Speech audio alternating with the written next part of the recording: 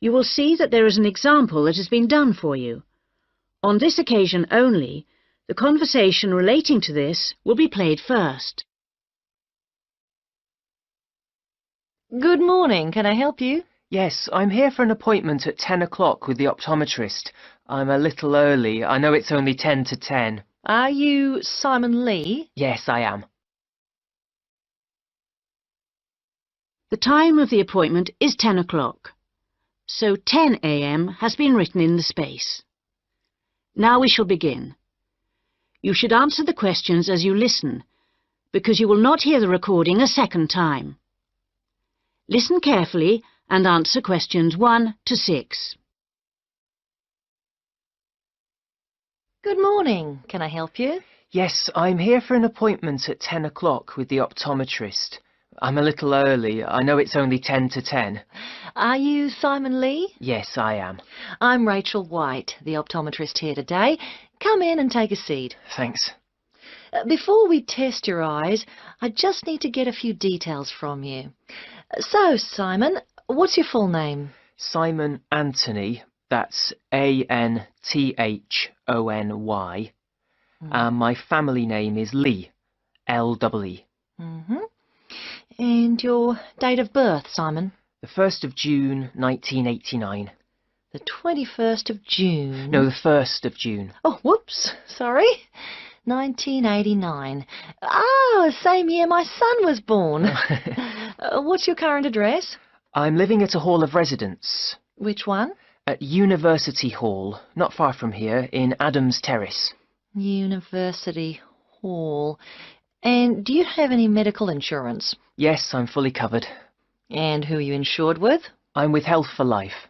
Healthy Life. No, people always get that wrong. It's Health for Life. They're part of some big insurance company. Good. Now, Simon, have you ever had your eyes tested before? Yes, once, but not recently. It was when I was still at school. So, roughly when would that have been? Probably around September 2007. No, on second thoughts, it must have been the year before. September 2006. And my eyesight was fine then. But you're having a little difficulty now, are you? Well, yes. Since I started at university, I've been having difficulty with distance vision. I can't always see things in the distance. Well, let's have a look. Now, I'm just going to cover your left eye. Yeah. Can you read the top line? Yes. R-B-Q-S.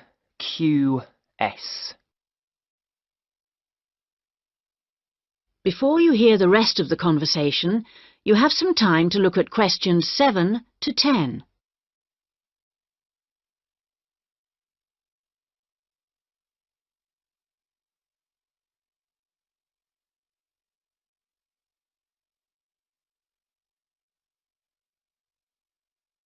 Now listen and answer questions 7 to 10.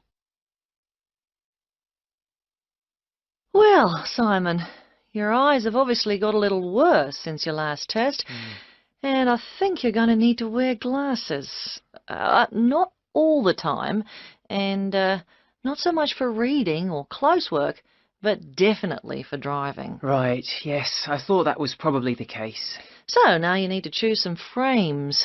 There's a wide range to choose from, as you can see. Can you give me some idea of the difference in cost? I quite liked the idea of some frameless glasses. Did you? Well, the prices vary enormously, like everything, but the frameless ones are the most expensive. The cheapest are the ones with the full frame. Perhaps I'd better go for those. Or why not try these ones with the half frame? They're not too bad. Yes, they look quite nice, and they're strong. Far less likely to break than the frameless ones. Oh, that's a good point. OK, I think I'll take those ones. If you pop back next Monday, I should have them ready for you, and you can pay for them when you pick them up. Thanks very much. Can I pay by credit card? You can, but there'll be a slight charge if you do that. Right, I'll pay by cash then, if you don't mind. No problem. Cash, credit card, debit card, all the same to us. See you on Monday. That is the end of section 1. You now have half a minute to check your answers.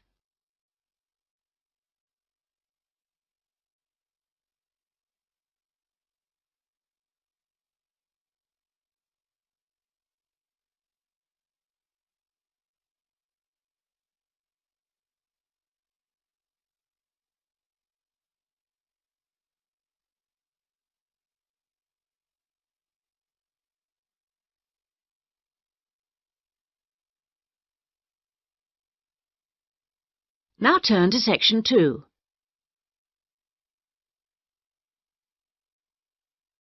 Section 2. You will hear an extract from an audio guide to the Taj Mahal. First, you have some time to look at questions 11 to 16.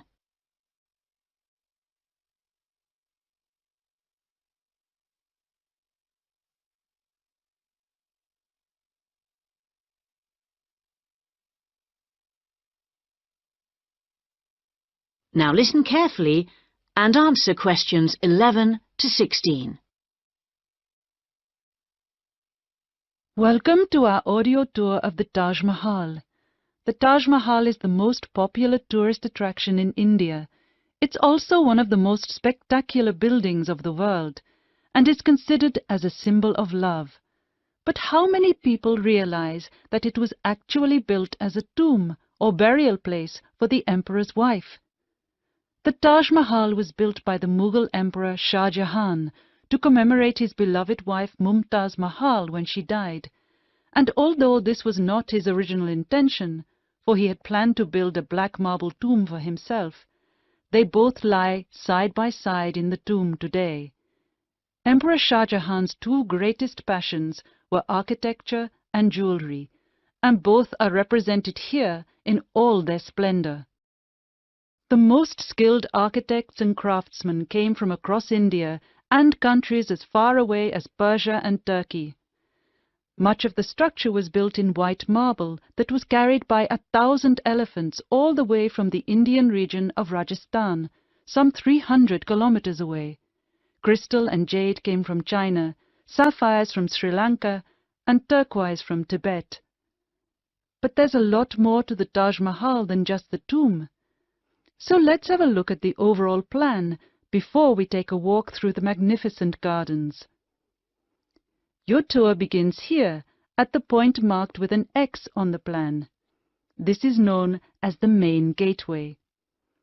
Walk through the gate and you come into an elaborate garden. There are two marble canals studded with fountains which cross in the center of the garden, dividing it into 4 equal squares.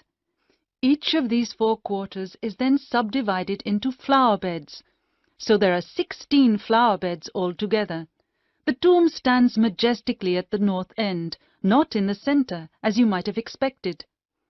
Instead, at the center of the garden, halfway between the tomb and the gateway, there's a raised pond which provides a reflection of the Taj Mahal. It's a magnificent sight. On either side of the tomb, there are buildings made of red sandstone. The one to the west, to the left on our plan, is a mosque. It faces towards Mecca and is used for prayer. On the east side of the Taj is a building known as the Rest House. It's like the twin of the mosque, but because it faces away from Mecca, it was never used for prayer. Before you hear the rest of the guide, you have some time to look at questions 17 to 20.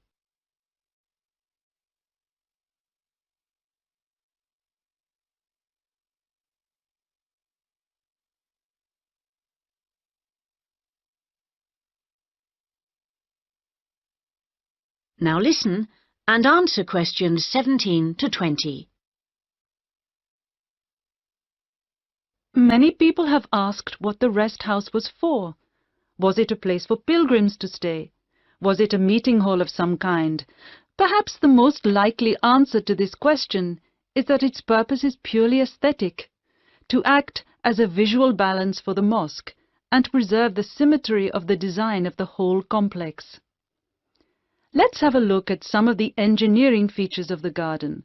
For one thing, they require a constant supply of running water. When it was built, water was drawn from the river manually, using an elaborate rope and bucket system, pulled by a team of bullocks. The water was then brought through a broad water channel and held in a number of supply tanks. These tanks were at varying heights off the ground and were ingeniously designed to store the very large amounts of water required. Using an elaborate system of underground pipes, the water was then distributed from the supply tanks to each of the fountains. To ensure that the water pressure was the same throughout the garden, There was a copper pot under each fountain connected to the water supply. It was undoubtedly a brilliant system. That is the end of section 2. You now have half a minute to check your answers.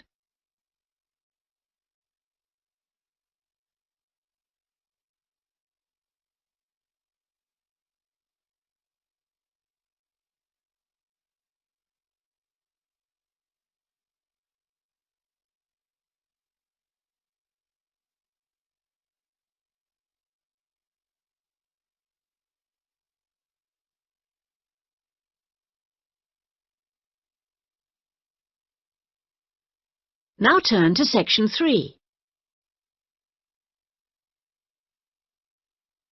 Section 3. You will hear a tutor and 2 students discussing the crop rice. First, you have some time to look at questions 21 to 24.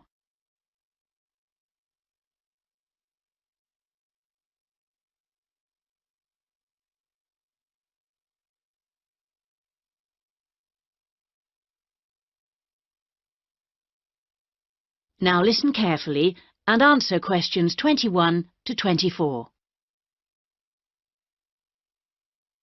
Good morning, everyone. So, following on from our tutorial on European agriculture last week, Daisy and Eric are going to talk about the most commonly grown crop in Asia, which is, of course, rice. Eric, can you tell us what you've been working on? Yes, sure. We've been looking at the role of rice in a number of countries, how it's grown, ways of increasing production. As I'm sure you know, rice is the staple diet throughout Asia and, in fact, 90% of the world's rice is grown and eaten there. Daisy's got some background on that. Well, rice was originally a wild plant which started out in the tropical regions of Asia. But there are literally hundreds of varieties today, and each with different qualities. For instance, one will survive floods, while another will grow in relatively dry conditions. A third has a really lovely smell. But wherever it grows, rice needs a lot of water. What do you mean by a lot? Well, it takes about 5,000 litres to get a kilogram of rice. This can be supplied either naturally or by irrigation. And as most rice-growing countries suffer from unpredictable weather, including drought, water management really is the key. Research has become so important now that each rice-growing country in Asia has its own research institute. Whether we're talking about Japan, China or Bangladesh, and they're all coordinated by a group in the Philippines called the International Rice Research Institute. Interesting. Bangladesh, for instance, has been successfully using different rice varieties and fertilizers for 30 years. But because it's such a flat delta country, it's very difficult for the water to drain away after the monsoon season, so they need to find special rice crops that can survive the floods. And with global warming, the situation is more urgent than ever. Before you hear the rest of the discussion, you have some time to look at questions 25 to 30.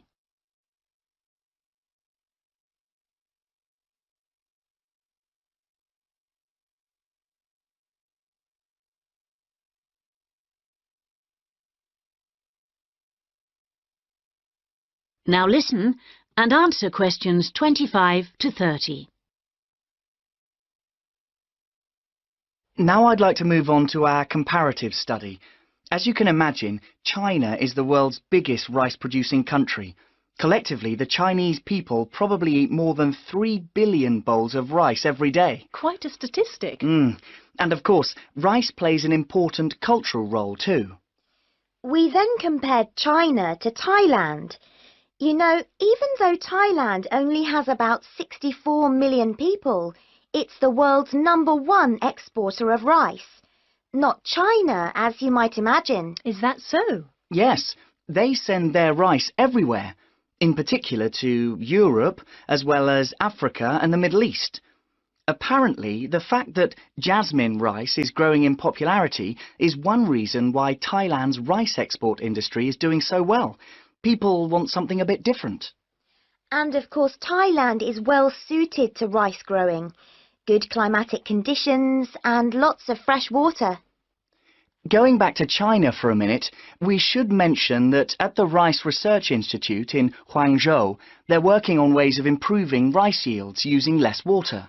By yields, you mean the amount they can grow? Yes, they're trying to find ways to get more rice from less land, improve the taste, but also have other things in it besides carbohydrates, so that it's healthier, better for you. Good idea, considering it's the staple food. And then you've got Japan, which is totally self-sufficient when it comes to rice. This is basically because they have a high tariff on imported rice, so everyone buys the homegrown product, and they don't export much. Yes, but you know, even though rice is a kind of sacred crop there, consumption is only half what it was in the 1960s. This trend isn't evident in Thailand or China. Interesting that you mentioned how rice is almost sacred in Japan, because I believe in Thailand it also plays an important cultural role. Absolutely. They have the royal ploughing ceremony every year, which the king always attends, and he actually scatters a new stock of seed to the farmers, who pour into Bangkok for the event. What about the global interest in organic farming? Is there such a thing as organically grown rice? Yes, indeed. And the Japanese are getting quite a taste for it, apparently. There's an experimental farm near the city of Akita in the Japanese rice belt, famous for its sake, by the way, which has pioneered organic rice production, and now it's sold all across the country. It's a bit like the recent popularity of jasmine rice in Thailand, but that's for the export market, of course. Interesting how attitudes change, isn't it? That is the end of section 3. You now have half a minute to check your answers.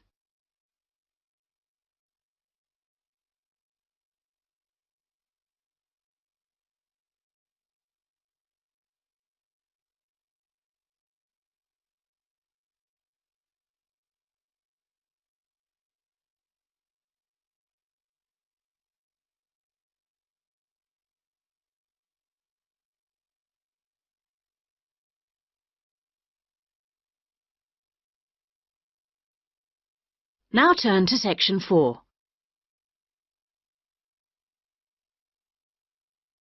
Section 4. You will hear part of a lecture about writing for radio. First, you have some time to look at questions 31 to 40.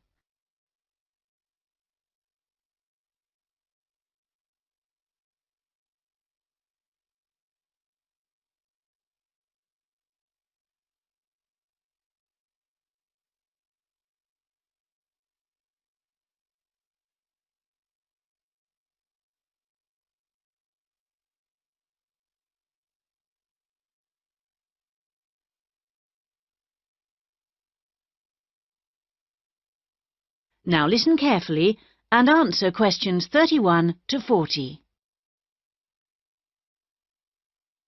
We're going to move on today to look at some of the key principles of writing for radio. Of course, the main thing that you have to remember is that a radio script is not written to be read, but to be spoken and heard.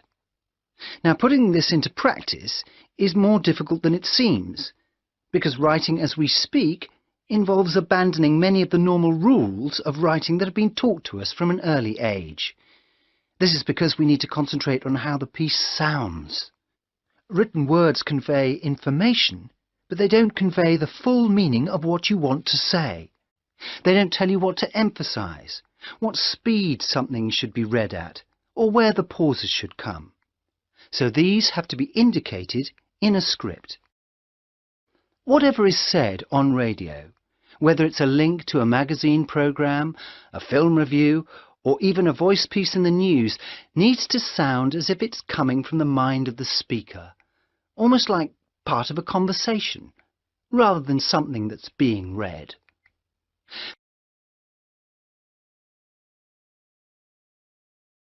Before you begin to write, it's a good idea to know who you're talking to visualize a typical member of the radio station's audience. If you're writing a film review for a local audience, for example, think about how you'd tell your grandmother about the film. Or if you're reviewing a pop concert, think about how you'd tell your friend about the band.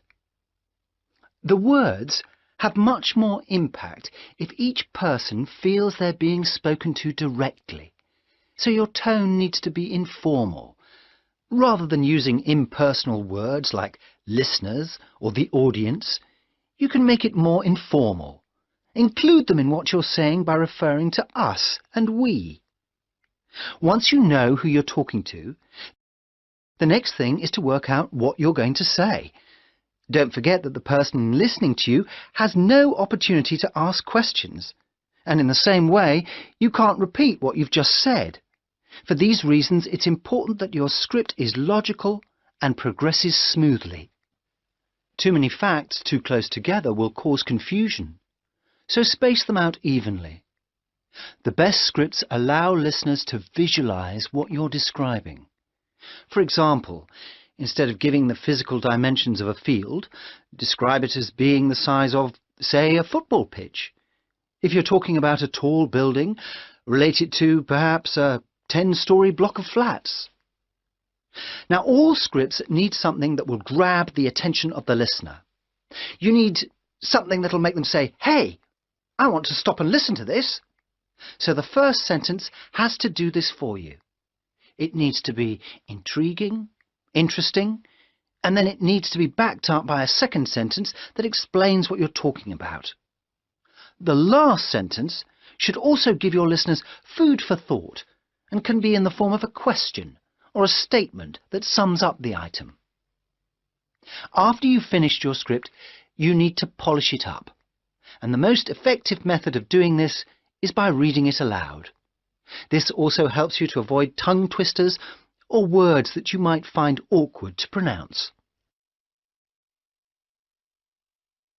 That is the end of section 4. You now have half a minute to check your answers.